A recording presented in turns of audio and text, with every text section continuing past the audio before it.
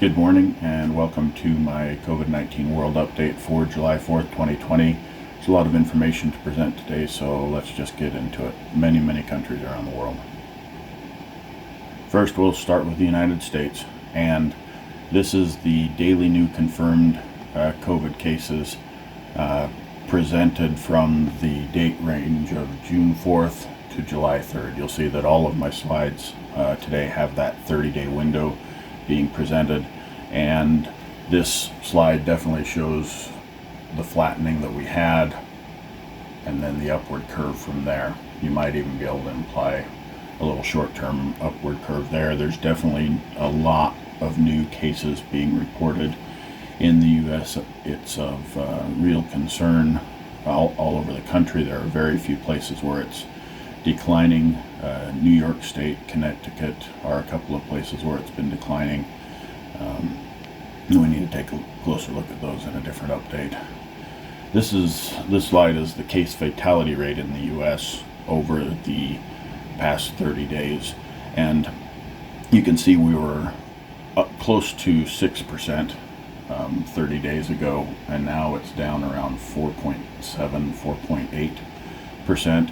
And the case fatality rate is just simply the number of confirmed cases, the number of deaths divided by the number of confirmed cases in order to come up with a percentage. You've heard me talk about 1 in 20. The 1 in 20 line is right there.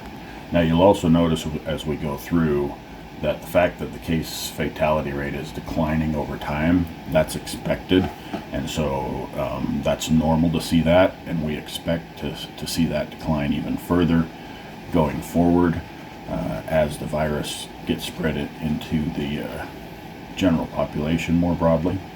And hopefully we're also seeing an acceleration of that downward trend in this due to the new therapeutics that are coming on with the steroid treatment and remdesivir being used more widely, and others. Now this slide is here. This is the number of tests it takes to confirm a positive case. Now I've heard a lot of people talking about how the increasing case rate is because, well, yeah, you're going to get more cases because you're testing more people, okay, right? Well, if we're getting more cases because we're testing more people, then this curve should go up, not down, okay?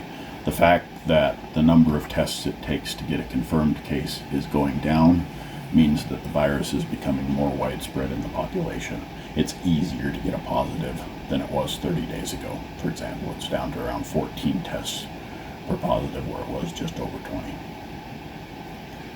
Now we're switching to Brazil. Brazil also in the last 30 days has gone from a gentle uptick to a pretty significant upward swing over the last 2 weeks in their cases. The virus is really starting to take hold there. And again, if you look at the amount infected in the population as a whole, it's still relatively low. It's around 1%. So there are plenty of candidates there for the disease.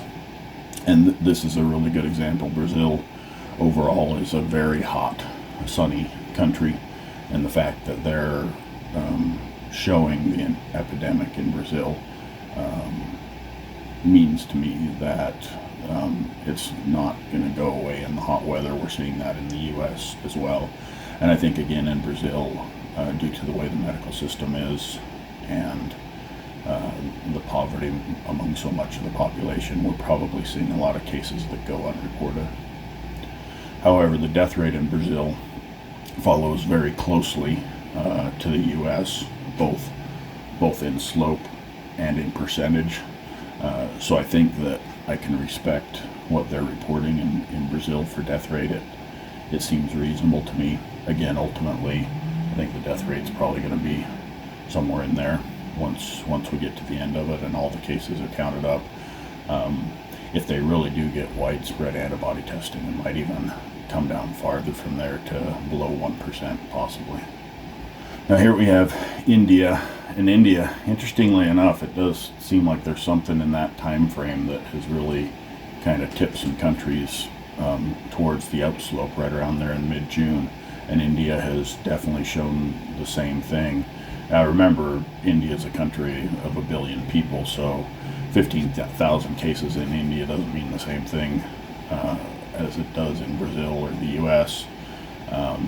So their case rate among their population is still low. Unfortunately, what that also means is that it has a long way to run. Interesting, though, with India is that their case fatality rate, here there obviously was some sort of large adjustment upwards, but their case fatality rate has stayed pretty steady going across. And we'll look at that in some of the European countries in a bit.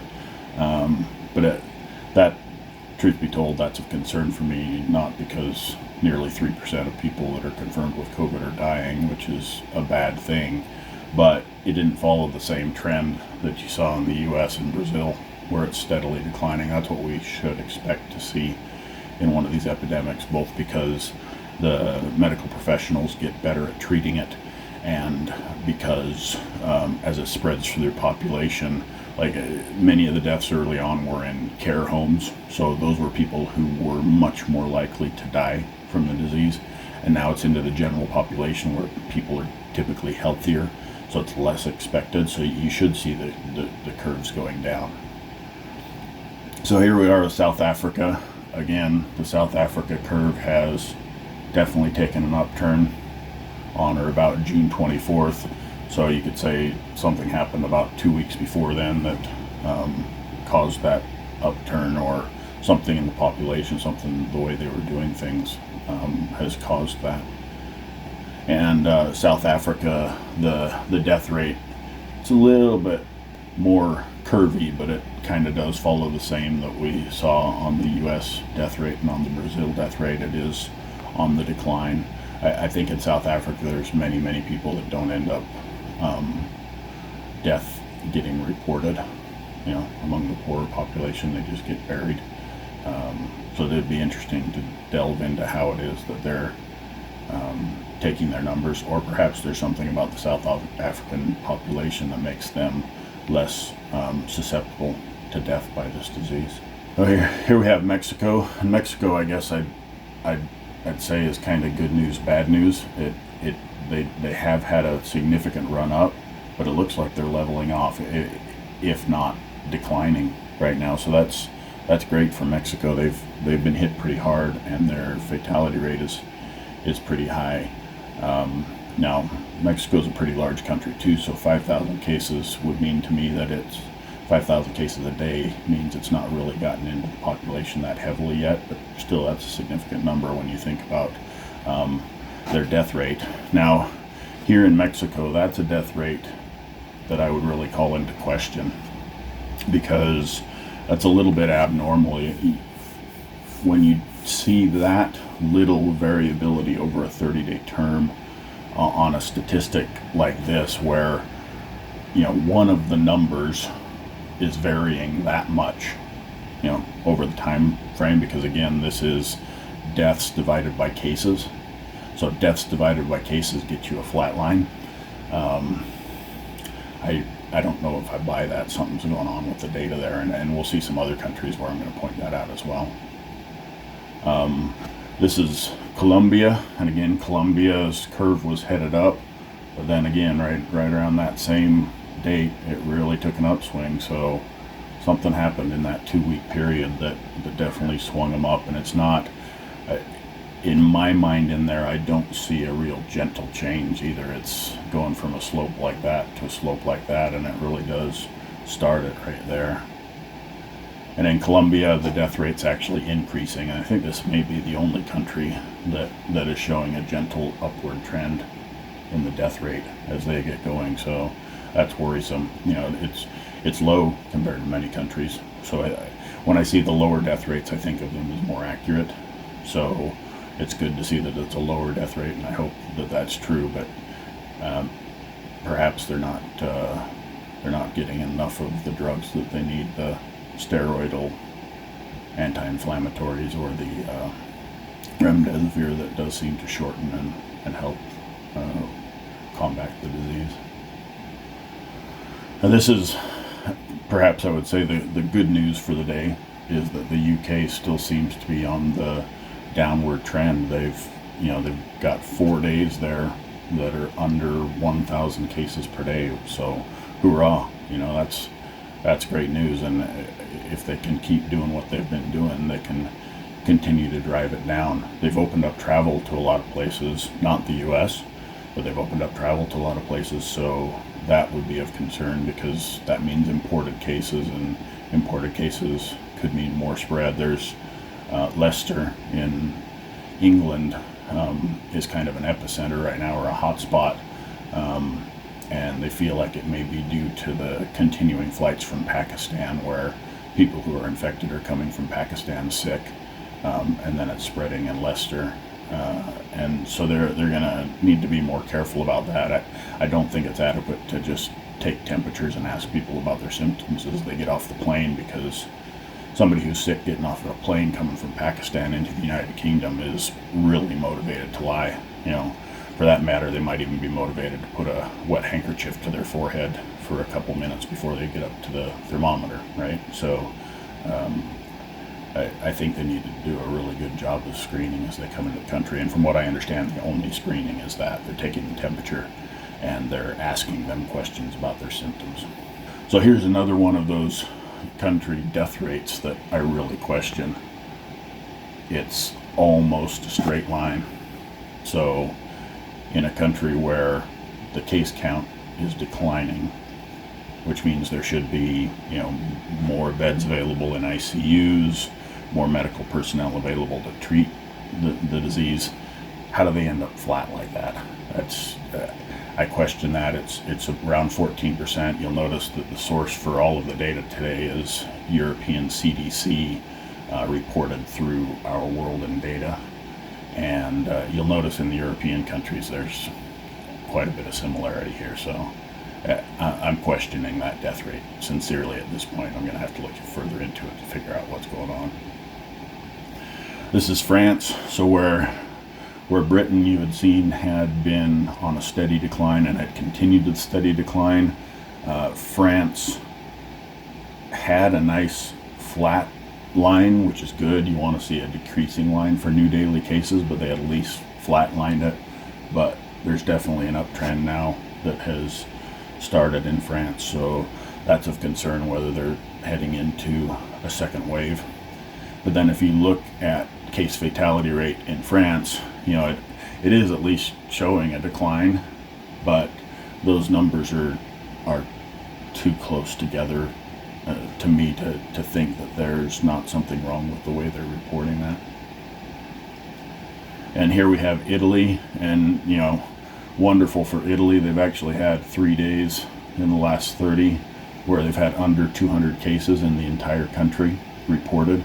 So, hooray for Italy. I really hope that, they got hit so hard with it. I really hope they're able to continue that trend, because once you're getting down to the 200 cases per day reported, they're really in the zone where they can drive it, much, much farther down. And depending on who and where they're allowing to travel to their country and how they quarantine them, this could end up a success story with them being able to beat it back.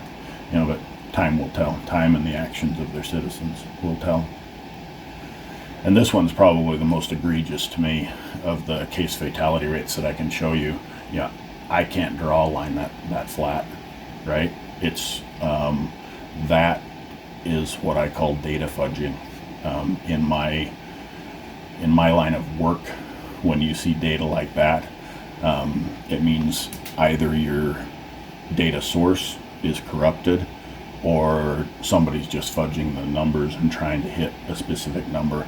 So that 14 point whatever percent in Italy, I just have to throw that in the garbage. I don't know what their death rate is, because that is obviously a fudged figure from the data. That just doesn't happen in the real world. Unless you're measuring hours in a day, and it always comes in at 24 hours, right? Okay, yeah, I'll take that. But in something that should have variability, where you've got cases that are varying that widely, and that is your numerator in your fraction. That's the top number in your fraction. You can't get a number that steady. It just doesn't happen. So I'm calling BS on the Italian death rate. And in Spain, they had been going down nicely, but you can see they've got a steady uptrend now. Now, again, it's only just over 350 cases a day being reported in Spain. Spain's a country of 60 million people, so that's a fairly low number. They brought it down nicely, but it does look like they're at risk of starting up into a second wave. And then again, the Spanish death rate, that's something fishy about that. Where in the U.S. and Brazil and India, you see the death rate declining steadily over time as the doctors learn more about it. As more healthier people get tested and confirmed, you should see that death rate falling, but it just isn't. So to me, there's something wrong essentially across Europe with how they're reporting this. So it's very suspicious to me. Now here we have Indonesia.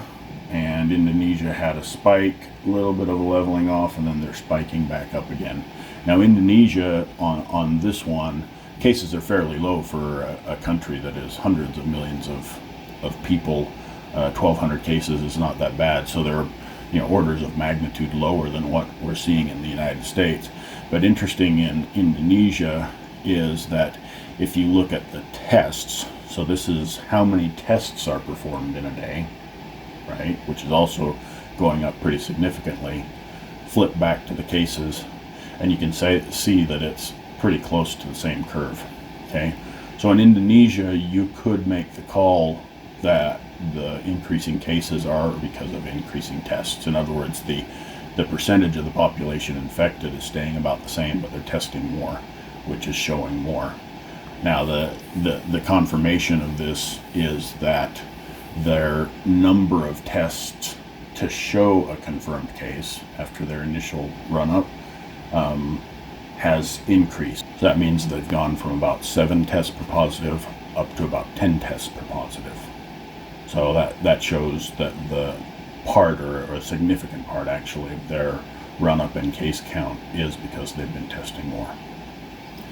So here we have the Philippines, and we can see that they were on a steady downward turn until that same date. It's almost like worldwide that happened, right around mid-June, and then they hit a real significant upward turn. And we know that in the Philippines, they relaxed conditions quite a bit on their lockdown at the beginning of June, and they also had quite a bit of protests in support of the American civil rights movement at the beginning of June. I'm not sure which one of those it is, but there's definitely an upturn in the Philippines. So they're running over 800 cases per day, and this is a country of 50-60 million also, so that's a significant number. Still fairly low compared to a lot of countries though. And this is tests per confirmed case, and their tests per confirmed case is running pretty steady, but there is a little bit of a gentle downward curve there at the end. So to me, that means that their case numbers are pretty legit. It's not increasing because of increasing tests. And then the case fatality rate in the Philippines has been steadily declining. You can see it, their curve actually follows the US curve pretty closely. It's a little bit lower in the end, about 3.3% percent case fatality rate. So this one, is a pretty good example of your cases are increasing like that, yet you've still been able to keep a steady decline on your case fatality rate. So this one, I believe, this one's pretty accurate now. And again, we're hoping that by the end of this, it's going to be down in that zone there. That's kind of my prediction. It's going to fall somewhere between 1 and 2% in the end. But right now they're running, they're reporting maybe 1.5% lower mortality rate than the U.S. is. So thanks very much for watching the update. I do appreciate it, and I hope that you got some information that was helpful to you. As ever, wash your hands with soap and water. Use hand sanitizer if you don't have access to soap and water. Wear a face covering in public places. There are very few people anymore that know anything about this disease, that are not saying that we should be wearing a face covering when we're in public, especially when you're indoors in public, when you're not outdoors with the sunshine and the breeze that helps disperse and kill the virus, even more important. And just think of it in terms of how long do I need to wear this mask? If you have trouble wearing a mask, just think to yourself, okay, well, I'm going to be in the grocery store for half an hour. I can wear a mask for half an hour. And please tell your friends and loved ones to do the same, because it has been shown through the data that mask wearing helps both reduce the contagion, meaning the transmission from person to person, and it helps to decrease the viral load of infection, which is the initial quantity of virus that you end up with in your body. And the lower your viral load, thinking about how viruses replicate, the lower the viral load, the longer the period of time is going to be that your body is going to have to respond to it immunologically. And so a lot of times it seems like when you get that huge inflammatory infectious response from this virus, it may be due to a large viral load. Like many of the cases where doctors and nurses died early on, it was because a patient on a bed, spit up in their face or coughed right into their face as they were trying to intubate. And so those people got a huge viral load as they breathed in those aerosols, and those are some of the people that passed away, unfortunately, and you could ascribe it to that as part of the reason. So anyway, thanks for watching. Have a great day.